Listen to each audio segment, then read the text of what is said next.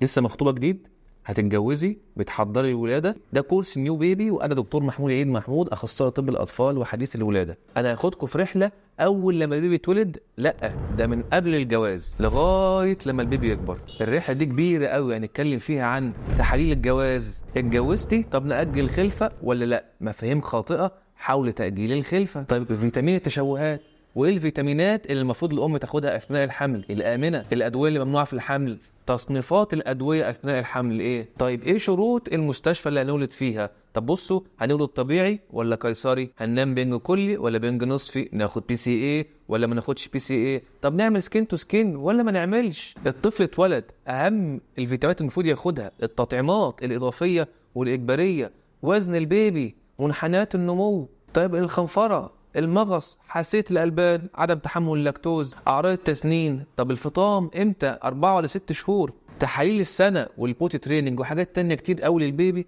مش هينفع نقولها هنا. مستنيكوا تتابعوا كورس نيو بيبي، أنا دكتور محمود عيد محمود، وتابعينا، اعملي سيف وفولو للكورس دوت. وعلى فكرة الكورس ده مجاني. أشوفكم في أول حلقة.